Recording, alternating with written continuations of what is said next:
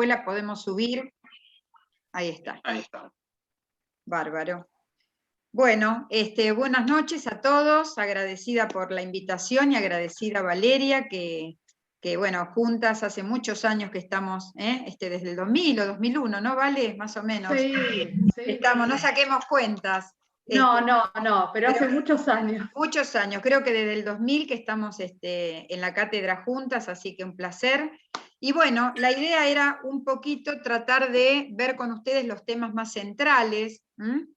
No podemos desarrollar todo en profundidad, obviamente en 2 horas, pero sí entendemos con Valeria que ya vienen leyendo la materia, ¿no es cierto? Entonces hay cuestiones que las vamos a tratar de pasar por alto, porque implica obviamente el estudio de ustedes, pero sí poner o hacer hincapié en los aspectos más importantes. Con Valeria nos hemos dividido un poco el contenido. Yo les voy a dar la primera parte y después Valeria fundamentalmente la parte de tutela jurídica del crédito, que les diría también es esencial, a prestarle mucha atención. Así que bueno, la dejamos a Vale para la segunda mitad de la exposición. Con respecto a la bolilla 1, 2 palabritas.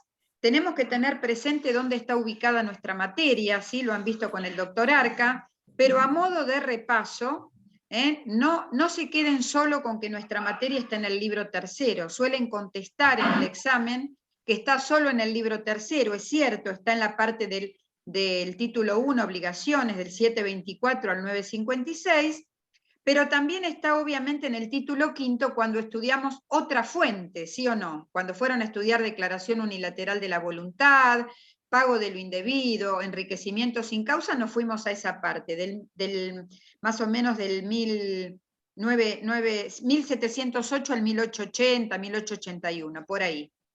Así que también le vamos a prestar atención a ese título 5 que habla de otras fuentes.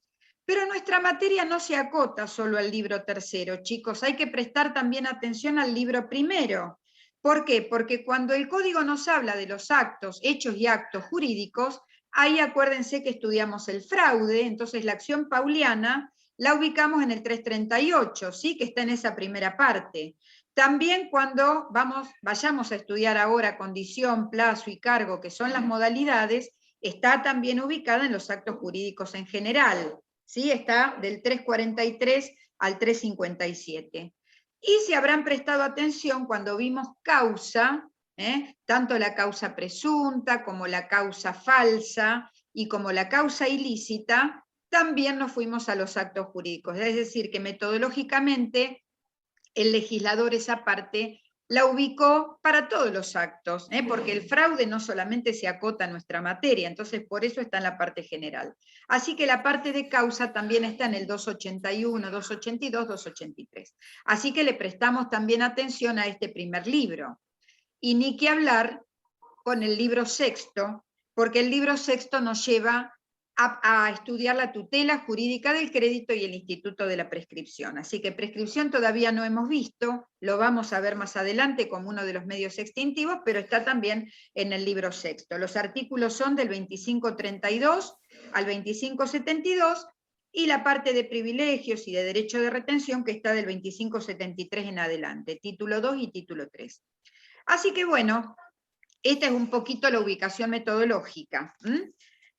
La parte de los elementos no la vamos a desarrollar en la tarde de hoy, tal vez es más sencilla, la parte de vínculo, con sus teorías, la prestación con el objeto, se acordarán, ¿no? Que tenía que ser lícito, posible, determinado, determinable y valorable pecuniariamente, hemos estudiado todos esos aspectos.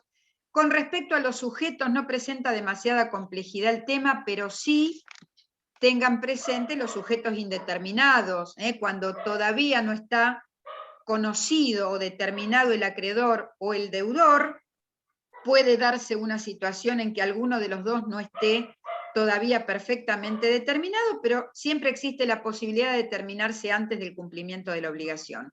Y ahí se mencionan o se estudian institutos que, como son también buenos ejemplos de la declaración unilateral de la voluntad, se vuelve a repetir ese estudio, así que presten atención a la promesa pública de recompensa, al concurso con premio, al título al portador. Son buenos ejemplos donde hay un sujeto indeterminado en un momento de la relación jurídica que se determina con posterioridad.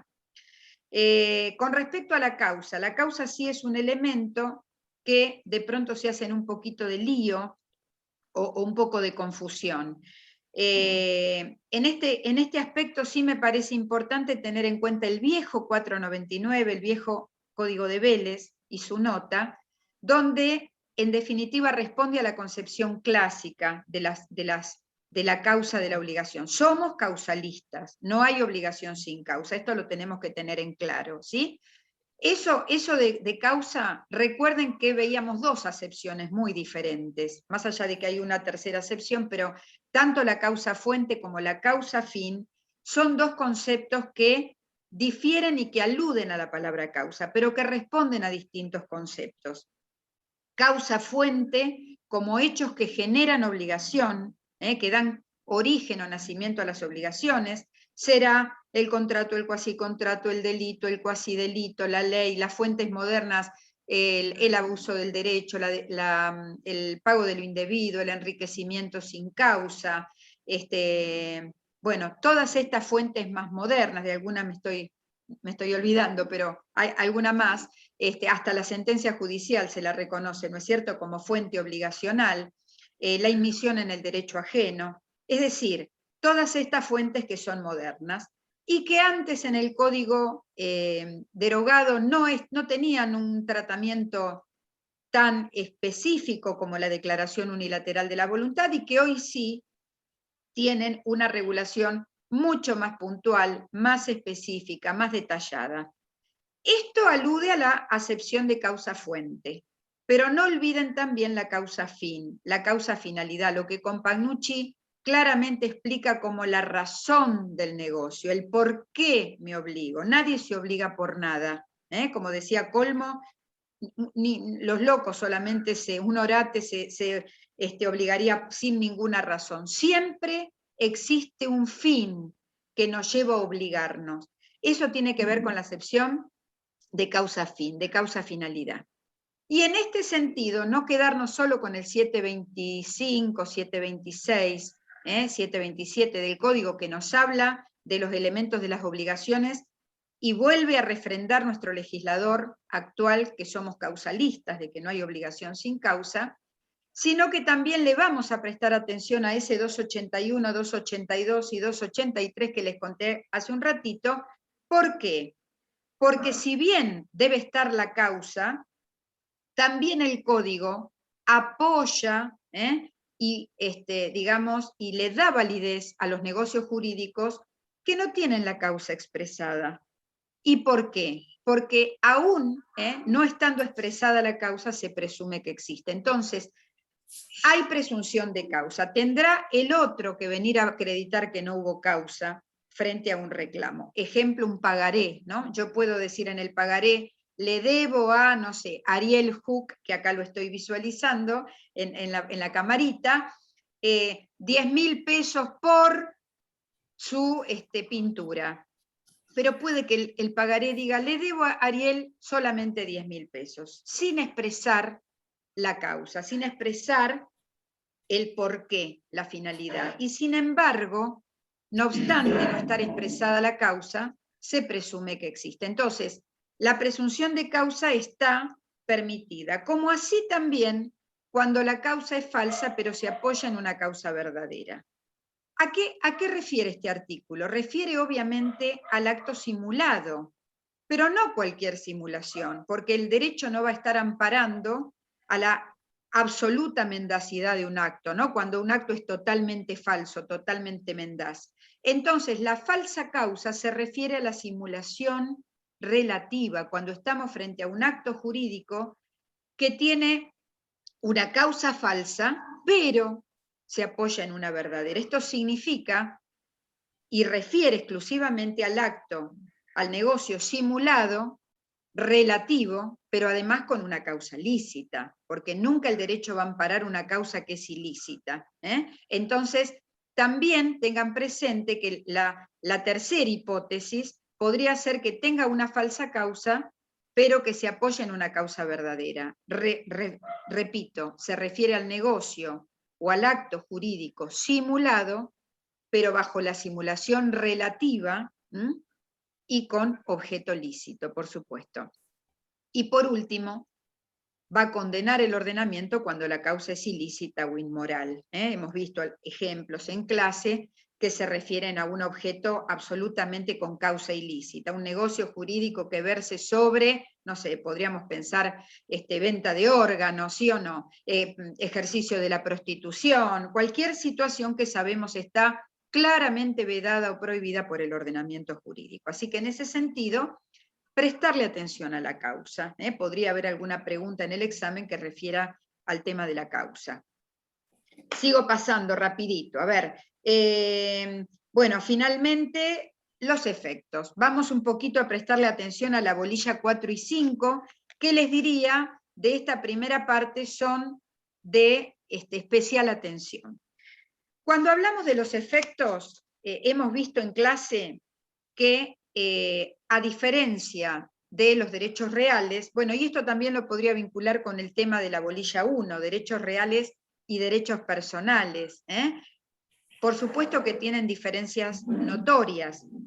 Los derechos personales, chicos, que son obviamente los que estudiamos en nuestra materia, se refieren al vínculo, ¿no es cierto? La relación que hay entre este sujeto activo y este sujeto pasivo. Y como tal, en ese sentido, vimos que son indefinidos, podemos crear tantas relaciones jurídicas como las partes lo establezcan, siempre y cuando sean, por supuesto, lícitas, ¿no es cierto? Pero no hay un número cerrado. Además, rige en principio el tiempo, hace que podamos liberarnos de la obligación, no hay en principio formalidades. En cambio, en los derechos reales veíamos que justamente pasa todo lo contrario. Solo existen los derechos reales que el legislador previó, importa la formalidad, importa la inscripción registral, el tiempo los hace adquirir. Todas estas diferencias que han visto hace que, bueno, obviamente cuando uno habla de los efectos, vemos esta importante diferenciación. Los efectos en las obligaciones son para las partes. O sea, no es correcta una respuesta que diga, ¿quiénes alcanzan las obligaciones? A las partes y terceros. No, alcanzan los terceros cuando realmente se da la situación en que un tercero entró a la relación jurídica, sino el principio. Es que las obligaciones alcanzan a las partes nada más, y por eso su efecto es relativo, solo a las partes. No es como los derechos reales, que sí decimos son erga omnes, ¿no? Oponibles erga omnes, porque son derechos más absolutos. El dueño, el dominus, va a poder repeler en principio cualquier situación. En cambio, en las obligaciones tenemos que los efectos son relativos porque solo alcanzan a las partes. Ahora, ¿puede entrar un tercero a esa relación jurídica? Vimos que sí. Entonces, en estos casos, claramente, el efecto podrá hacerse extensivo a los terceros. ¿Interesados o no? Ya vimos. Un tercero interesado es aquel cuyo patrimonio se puede ver afectado si el deudor no cumple. Porque un cónyuge, por ejemplo, podría haber afectado un bien ganancial si de pronto su esposo o esposa no cumple una obligación que tiene. Entonces acá podría un cónyuge pagar la obligación del otro, ¿no es cierto?, porque quiere preservar el patrimonio ganancial y decir, yo no quiero tener problemas. Podríamos hablar de la sociedad conyugal, de los socios, de una comunidad, de una sociedad, el consorcio, en fin, podríamos dar muchos ejemplos como un tercero interesado, ¿no es cierto? Alguien que puede ver afectado su patrimonio en el eventual supuesto de que el deudor no pague. Entonces, ¿qué se produce acá? Vimos una figura, ¿no es cierto? Podría darse el pago por tercero. ¿Qué es esto del pago por tercero? Alguien que sin haber sido el deudor se mete en esa relación jurídica a ubicarse en el lugar del solvens y pagar. Pero eso, ¿qué generaría? Que si bien se extingue la obligación entre deudor y acreedor, va a generar nuevamente que este tercero pueda repetir aquello que pagó. Entonces, acá, ¿qué es importante, chicos? Tener en cuenta que si se da esta situación del cumplimiento por tercero, lo pudieron haber estudiado así, ¿no es cierto? Es decir, el tercero viene y paga por el deudor, para luego poder repetir aquello que pagó, importa cómo hizo este cumplimiento por el deudor para luego poder ejercer la acción idónea. En este sentido, yo les diría de tener en cuenta el 776, el 777, donde de pronto nos dice, bueno, si paga con el conocimiento, con la aquiescencia, con la conformidad del deudor, va a poder tener la acción derivada del mandato, porque es como si hubiese actuado como una especie de mandatario, o la acción subrogatoria, porque ya vamos a ver ahora cuando Valeria nos cuente, es esa acción más genérica, ¿no? Donde uno se puede colocar en el lugar de. Entonces acá tiene la posibilidad de articular la acción que más desee, si la del mandato o la subrogatoria, según quiera exigir más, un cumplimiento más extenso o solo acotado a la medida de lo que efectivamente pagó. Si lo hiciera en ignorancia, este tercero paga en ignorancia del deudor, bueno, tendrá la acción derivada de la gestión de negocios. Ustedes ya saben que la gestión está asimilada como el cuasi contrato, ¿no? En esa naturaleza medio híbrida, pero podrá ejercer la acción derivada de la gestión de negocios o la subrogatoria.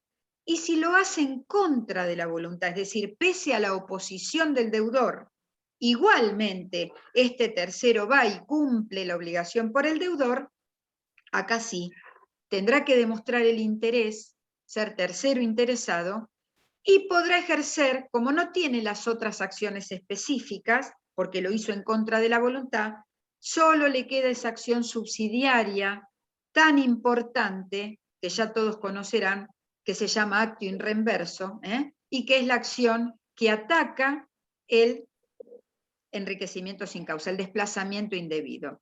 En las fuentes, no lo dije antes, pero en las fuentes modernas, cuando estudian enriquecimiento sin causa, sí es muy importante tener entonces presente la acción in reverso, que es tan trascendental porque permite, ¿no?, esto de que ante la carencia de una acción idónea, porque no puedo ir por subrogatoria, no puedo ir por acción directa, no puedo ir por la acción del mandato, no puedo ir por la gestión de negocios, bueno, tengo siempre esta acción subsidiaria que me permite atacar cuando alguien se enriqueció a mi costa y no tiene una razón, no tiene una justificación. Entonces acá también el 777, 776, que nos hablan del cumplimiento por tercero, habilita también a, cuando es en contra de la voluntad, articular la actio in reverso.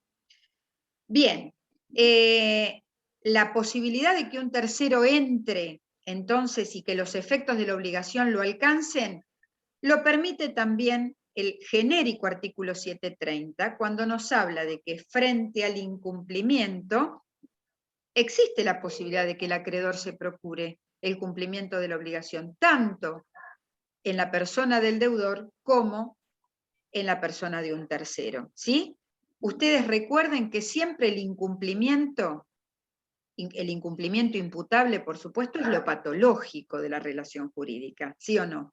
Lo lógico es que todos nosotros como deudores, cuando llegue el momento de cumplir, lo hagamos.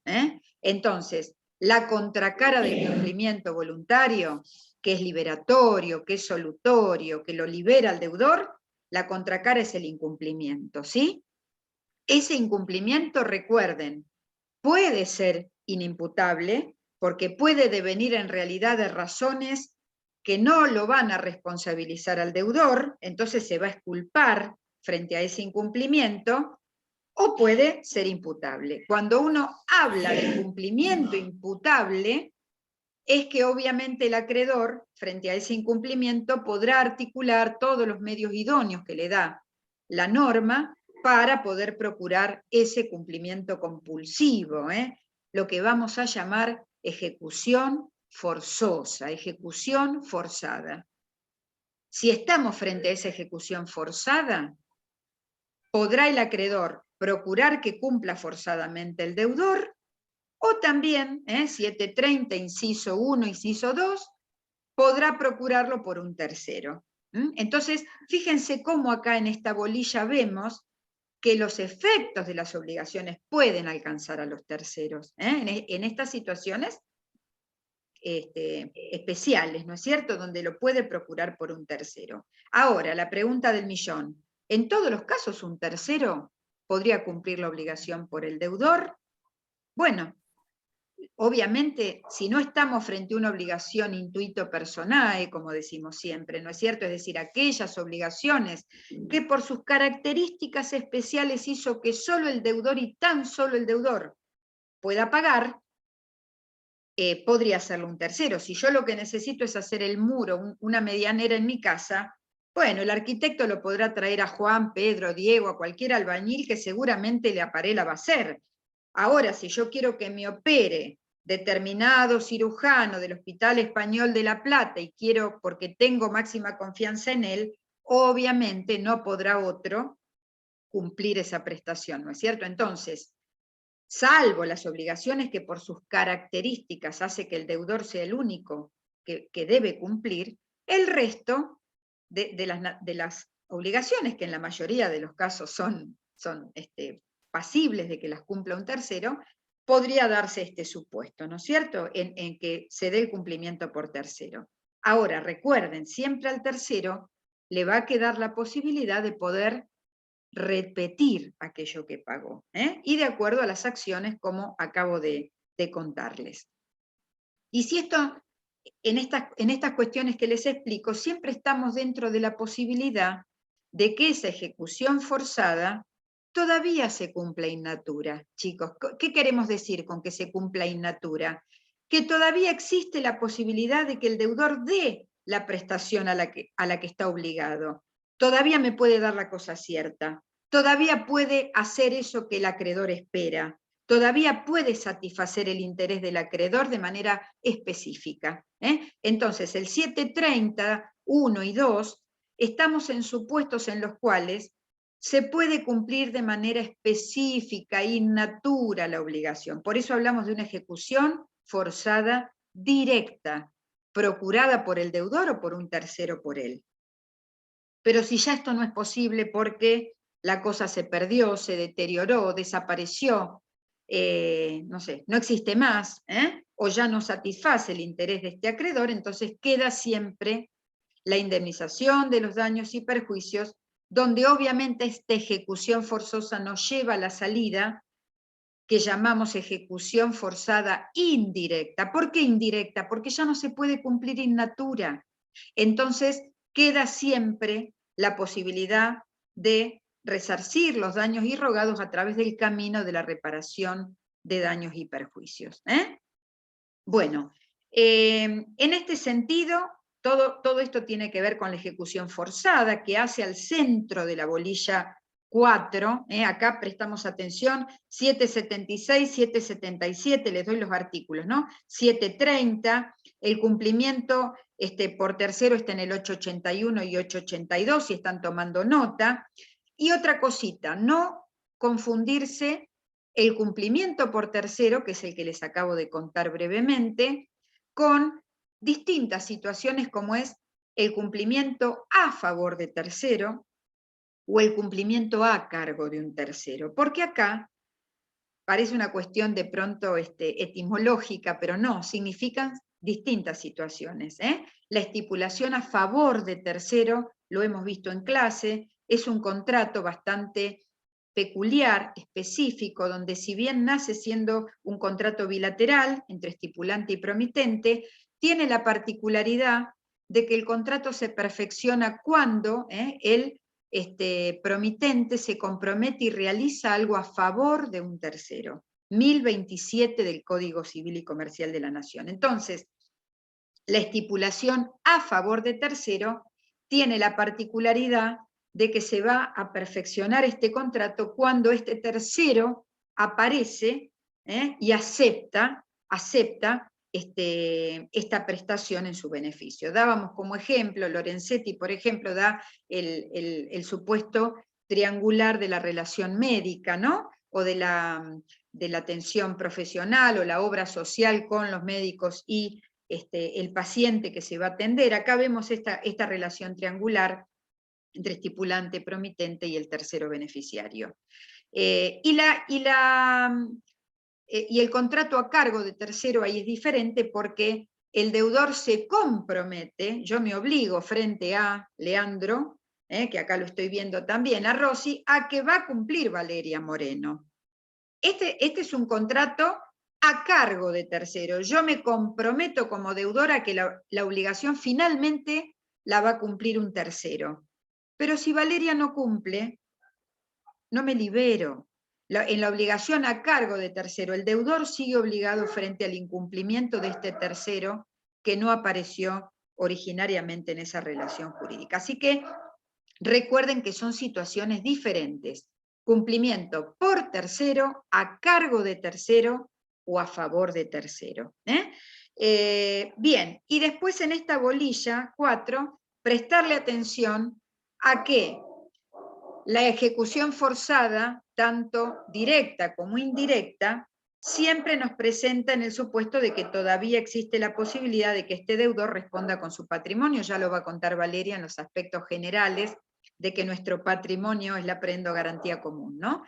Pero cuando este deudor se encuentra en una situación patrimonial muy endeble, muy deficitaria, se puede dar lo que llamamos ejecución forzada colectiva. Esta situación es muy especial, se da frente a supuestos falenciales, ¿no? Procesos falenciales, ya sea por el concurso, porque lo pide el propio deudor, o la quiebra, porque la piden los acreedores, donde está comprometido todo este patrimonio. Ya hemos visto qué pasaba en estas situaciones, está desapoderado el deudor de su patrimonio, hay un síndico que es una persona autorizada por el juez que va a ser quien pueda llevar adelante determinados actos, pero nuestro deudor se encuentra desposeído, no puede administrar, no puede disponer. Y lo más importante, chicos, de estos procesos falenciales que tienen que ver con la ejecución forzosa, es que, ya lo va a contar Valeria, no todo el patrimonio, ¿no es cierto?, se encuentra sujeto a la posibilidad de ejecución, porque va a haber bienes que se van a ver protegidos o bueno, amparados. Y por otro lado, la presencia, obviamente, de acreedores que tienen distinto rango, distinta jerarquía, entonces no van a venir a cobrar todos de la misma manera, entonces prestar atención a esta situación. Y por supuesto, dos cuestiones. Una es los efectos que genera estos procesos concursales o de quiebra, que por un lado deja de correr el curso de los intereses, ¿no es cierto?, cuando el juez decreta la quiebra, y que se produce lo que llamamos caducidad, la caducidad, en el sentido de que todas las obligaciones se produce como una ficción jurídica donde todas las obligaciones se consideran a plazo vencido, entonces se habla de la caducidad del plazo. Esto es una pregunta que se suele hacer muchas veces en los exámenes orales o en los coloquios finales. Lo que contamos hoy no es solo limitarlo al parcial, sino tenerlo presente para, ¿no? ¿Vale? ¿Qué es la caducidad del plazo? Esto se pregunta mucho, es decir, es una ficción jurídica donde, no obstante yo tener una obligación que vence el 20 de diciembre del 2021, si yo soy una acreedora y vengo a verificar mi crédito en el proceso concursal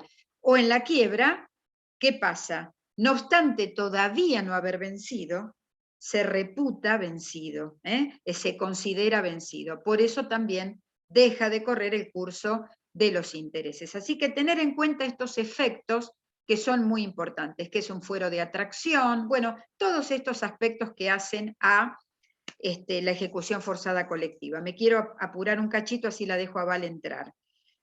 Esto en cuanto a la bolilla 4. Y en cuanto a la bolilla 5, a ver, yo les conté hoy rapidito que el incumplimiento podía ser inimputable. Inimputable, ¿qué significa? Que no hay un factor de reproche a nuestro deudor. Algo ha pasado que involuntariamente no pagó, no cumplió la prestación cuando llegó el momento. Entonces, estamos frente a supuestos de falta de atribución de responsabilidad. Hemos estudiado hasta este módulo uno solito, que fue el caso fortuito y la fuerza mayor. Vamos a ver un poquito más adelante que hay otras causales de incumplimiento inimputable. Vamos a estudiar, obviamente, la imprevisión, que es un supuesto extraordinario que ocurre en situaciones muy puntuales.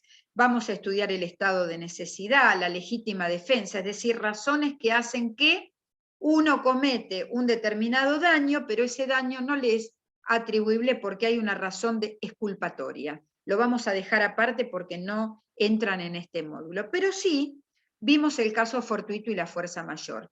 Si yo no pude pagar el 13 de abril, recuerdo, del 2013 en La Plata, mi obligación porque la ciudad se inundó, ¿quién no recuerda este lamentable suceso, no es cierto? ¿Qué pasó? A nadie se le hubiera ocurrido imputarle la mora al deudor. ¿Por qué? Porque hubo un hecho desencadenante, extraordinario, ajeno, de visos absolutamente extraordinarios que hicieron que los deudores seguramente ese día y los días venideros no pudieron cumplir con su obligación, ¿no es cierto? Entonces, el caso fortuito y la fuerza mayor, 1730, prestarle atención, no cualquier situación, no cualquier tormenta, no cualquier, veíamos en clase, no cualquier reventón de un neumático, no cualquier situación de una caída de un árbol, como vimos en el fallo, tiene que ser reputada caso fortuito fuerza mayor. Tiene que tener los rasgos especiales para que así sea reputado. La extraordinariedad, la genialidad, la inimputabilidad, la actualidad. Yo no puedo, sabiendo que hay un paro general que está anunciado por, no sé, Moyano, de acá a 15 días, pretender alegar caso fortuito, fuerza mayor, a un paro donde puedo tomar la previsibilidad perfectamente con antelación, ¿sí o no? Tendríamos que pensar en una situación actual. La actualidad es un rasgo también especial, tiene que ser realmente inmediato, coetáneo al momento del pago, porque si no fue previsible, ¿sí o no? Entonces, la previsibilidad, la imposibilidad, que se haya realmente sido inevitable para el sujeto, extraordinariedad, genialidad, imputabilidad. Bueno, esto va a hacer que no le sea imputable. Y contrariamente, en esta bolilla 5, ¿qué vimos? La contracara, cuando ese incumplimiento sí le es atribuible al deudor. Entonces acá, chicos, hablamos de que ese incumplimiento que sí le es imputable, le es atribuible al deudor, obviamente generará todas las consecuencias y abrirá el camino de la ejecución forzada. Cuando el incumplimiento, a ver, el ABC de la mora, si yo tengo un incumplimiento con el rey del dulce, porque el rey del dulce el día de la boda de mi hija no trajo el catering, no trajo la torta de bodas, a mí me sirve que el rey del dulce al día siguiente del casamiento de mi hija me traiga todo el catering y me diga, no, Nora, ayer no te lo pude traer, pero te lo traigo hoy. Le digo, no, querido, la boda fue ayer, ¿sí o no? No me sirve que me quieras pagar hoy, que me quieras hacer la entrega del objeto prestacional al que te comprometiste, que me lo hagas 2 días después. ¿Por qué? Porque el plazo que tenía esa obligación era un plazo esencial, no se podía cumplir en otro momento que no fuera el que realmente satisfacía el interés del acreedor. A mí me satisfacía el interés que me lo cumpliera el día al que se había obligado. El pasaje del tren, qué sé yo, podría dar un montón de ejemplos donde el plazo es excluyente. Ahora, que Valeria no me traiga los 10.000 pesos hoy y me los traiga mañana, y bueno, en general me generó un perjuicio, sí, claro que sí, pero admite posibilidad de cumplimiento posterior, la obligación dineraria, y sí, le voy a cobrar los intereses moratorios, seguro, pero puede todavía cumplir retardadamente, atrasadamente. Entonces, el incumplimiento obligacional imputable al deudor, ¿cuándo nos lleva a hablar de mora? Cuando estamos hablando de un incumplimiento relativo imputable al deudor. ¿Qué significa que sea relativo? Que existe la posibilidad de cumplimiento tardío, la posibilidad de cumplimiento posterior, porque si esto no se da, no estamos hablando de mora. Estamos hablando de un incumplimiento total y absoluto de la obligación. ¿Qué quedará? ¿Qué salida quedará? El 730C, la indemnización de los daños y perjuicios, pero ya no la mora. Entonces, si en el examen ustedes tienen un caso a resolver y es una obligación de plazo esencial, y el profesor, un poquito con trampa, les pregunta, a ver, ¿hay que interpelar al deudor para constituirlo en mora? Y yo corregiría un examen correcto, el que me diga, y no, profe, si estoy en un plazo esencial, estoy frente a un incumplimiento total y absoluto. La salida es la indemnización de los daños y perjuicios, pero no sirve la mora. ¿Se dan cuenta un poquito a lo que quiero llegar? Entonces, la mora nos lleva al incumplimiento relativo, no al incumplimiento total y absoluto, sino al incumplimiento relativo, que quiere decir que se puede todavía cumplir a posteriori la obligación. Bien, entonces, mora del deudor, necesidad de que haya posibilidad de cumplimiento posterior, de que haya atraso, retraso y que le sea imputable. ¿Qué me importa que recuerden de mora? La evolución, la cuento rapidito y la dejo ya Valeria, la evolución que tuvo nuestro código. Error de examen que digan que tenemos un sistema de mora automática. ¿Qué establece el código? La mora automática, profe. No, error. Convivimos con un sistema mixto. Tenemos mora automática y tenemos mora ex personam también. ¿Sí? Lo digo rapidito. Vélez sí, establece un sistema de interpelación, necesidad de interpelación, 509 viejo. En todos los casos, no, establecía dos excepciones. Acuerdo de voluntades o el plazo esencial. Pero en todos los demás supuestos había que interpelar. Con la 17711 pasamos a tener mora automática, no para todos los casos. Y ahí en una redacción un poco deficiente, el legislador de la 17711 va a decir, en las obligaciones a plazo, la mora se produce por el solo vencimiento. A mis ojos, deficiente redacción. ¿Por qué? Porque dice a plazo, y plazos hay muchos, chicos. Tenemos plazo expreso cierto, plazo tácito, plazo incierto, plazo indeterminado, ¿sí o no? Entonces, cuando me dijo plazo a plazo, se refería a las obligaciones a plazo expreso cierto. ¿Para qué institutos opera la mora automática? Para las obligaciones que tienen un plazo expreso cierto, el plazo conocido. Me vas a pagar el 1 de diciembre del 2021. Ese es un plazo expreso cierto.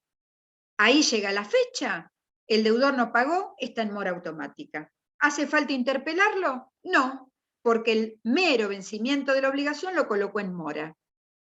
Pero para las otras situaciones de otros plazos, el plazo tácito, el que se infiere por la naturaleza de la obligación, me vas a pagar cuando el camión llegue a Córdoba, un plazo que se infiere de la naturaleza de la obligación. Plazo indeterminado, me vas a pagar cuando Pablo muera, me vas a pagar cuando llueva en la primera lluvia de la primavera, me vas a pagar cuando termine el sucesorio. ¿Qué son esos plazos? Algunos son tácitos, otros son inciertos, ante la duda se presume que el plazo es tácito, pero en estos casos tenemos que interpelar, sí o sí, para poderlo constituir en mora nuestro deudor. Importancia de la interpelación, recuerden el contenido, qué tiene que decir, no le puedo decir a Mariana Caruso, sé buena Mariana, pagame, imagínense una carta documento que le diga, dale, ¿qué te cuesta? Pagame. No, no, no, ningún que te cuesta. Precisión, coercitivo, intimatorio, dar un plazo preciso, un plazo razonable, prestar nuestra colaboración, todo eso tiene que tener el contenido de esa interpelación. Si es extrajudicial, y si es judicial, la interpelo con la notificación de la demanda, así de fácil. Le llega la notificación de la demanda, está interpelada. Y si es un proceso ejecutivo, con la intimación de pago del oficial de justicia. Cuando le toca el timbre y le dice, vengo a intimarlo de pago, está interpelado. Así que ahí prestarle atención, no pueden no saber mora para el examen. ¿Sí? No pueden no saber mora. Interpelación, lo que es la interpelación, sus caracteres, sus contenidos, etc. Y lo más importante, ¿qué produce la mora? Desde el momento que está en mora nuestro deudor, obviamente, se hace carga del alia del riesgo, de los daños y perjuicios, le corren los intereses, se produce la inercia jurídica, no la purga hasta que no pague, va a seguir estando en mora, no puede alegar el caso fortuito y la fuerza mayor, no puede alegar la teoría de la imprevisión. Fíjense cuántas consecuencias tiene nuestro deudor que está en mora. Ahora, rapidito, Uno de los efectos que mucho se pregunta, aún en los orales, lo preguntamos mucho, es que además suspende el curso de la prescripción. No repitan como loros que solo se suspende por una única vez. ¿Qué quiere decir eso? Significa que al estar suspendido el curso de la prescripción, es decir, mientras lo constituyo en mora y está en mora, no puedo durante ese lapso que me fija el código 2541, es el artículo, que solamente lo puede acudir el acreedor por una única vez y como máximo por un plazo de 6 meses, significa que durante ese lapso, ese plazo no se va a computar, porque recordarán lo que es la suspensión, ¿no? Como decíamos, duerme la prescripción, el ejemplo divino de Compagnucci, de ese balde con esa canilla que, bueno, va a quedar para todos, se lo cuento a todos los alumnos siempre el ejemplo de la prescripción, de lo que es la suspensión de la interrupción. La mora suspende, significa que desde la causal de mora, ese plazo no es computable, pero una vez que vence ese periodo, vuelve a seguirse contando el plazo prescriptivo. Entonces el acreedor luego deberá articular o lo demanda, o exige, o activa, porque si no, no se suspende más que ese lapso que nos da el código. ¿Por qué puso ese lapso el legislador? Porque tampoco quiere un ejercicio abusivo del derecho por parte del acreedor, porque si no, lo interpelo, lo viviré interpelando y tengo una prescripción permanentemente suspendida. Tampoco es la idea. Entonces, efecto de la mora, suspende el curso de la prescripción, 2541, que es fundamental. Y cierro con esto rapidito.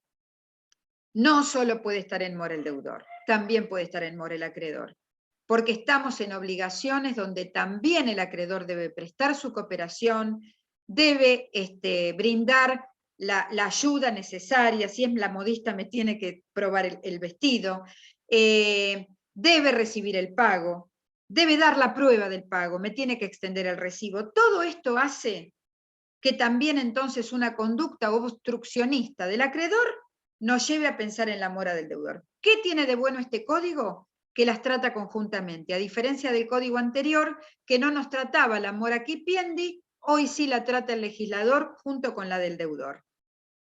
Uno de los efectos más importantes de la mora del acreedor, el efecto primordial, les diría, es que habilita al acreedor a que se pueda liberar también forzosamente. Al revés, la contracara, me libero forzosamente. ¿Y cómo me libero? Pagando por consignación. El pago por consignación es el efecto jurídico más trascendental que tiene la mora del acreedor. ¿Qué es el pago por consignación? Un pago forzoso. Como el acreedor no me quiere recibir el pago, como el acreedor se rehúsa, como no me deja liberarme, como no me recibe las llaves del inmueble, ¿qué hago? Lo consigno. ¿Qué es? Es un pago forzoso. ¿Qué tiene de novedoso el código actual? Que puedo hacerlo no solo judicial como antes lo era. Antes, la única manera posible de consignar judicialmente un pago era a través de tribunales. Hacíamos una demanda y nos presentábamos en un proceso que se llamaba Farina contra Moreno sobre pago por consignación. Teníamos que ir a tribunales, le corro traslado de la demanda, Valeria podrá decir en esa contestación de demanda que se allana, que está de acuerdo, retira el depósito, habrán estudiado, ¿no? Todas las alternativas posibles del pago por consignación.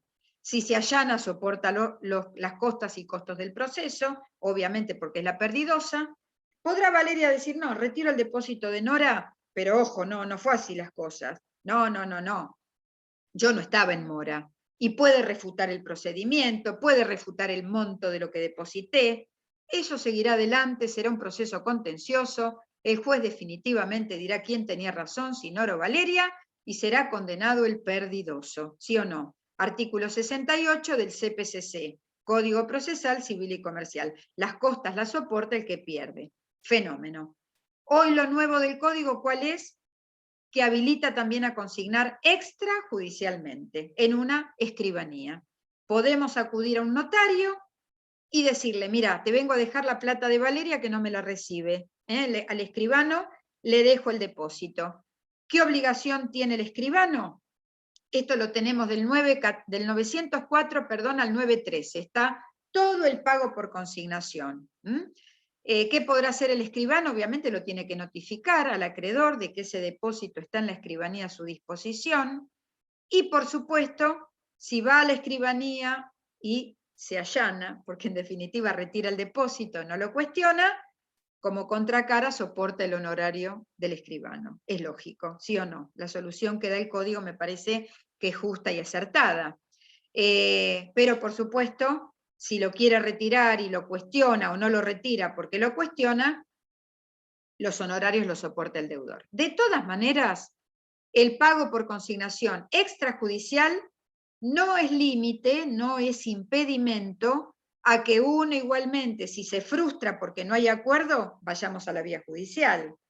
O que el acreedor diga, ¿por qué tengo que pagar el honorario del escribano yo? Encima, que no me pagó, me constituyó en mora, no es cierto, tengo que pagar el honorario yo, puede el acreedor igualmente judicializar, decimos, ¿no? El tema e ir a que un juez revise el monto, revise si faltaron los intereses o por qué tengo yo que soportar las costas del escribano y reclamarlas. Así que estos son los temas más centrales, chicos. No quiero ser más cargosa, le doy la palabra a Valeria, que va a hablar de otro tema fundamental, después contestamos todas las preguntas. Bárbaro, Nora, genial.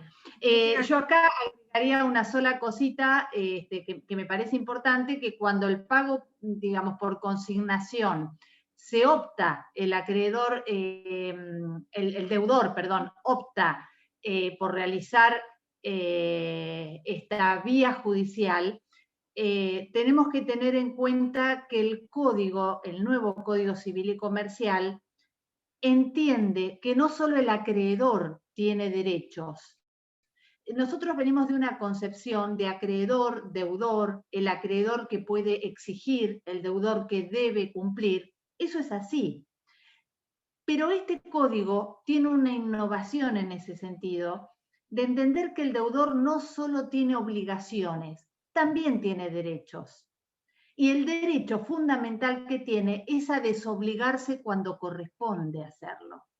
Es decir, el deudor que tiene que cumplir en tal fecha y el acreedor intencionalmente o por desidia simplemente se niega o no cobra lo que debe cobrar en tiempo y el deudor corre el riesgo de caer él en mora, el código le está dando las herramientas al deudor para exigir, digamos, su derecho a liberarse. ¿Y cómo lo hace?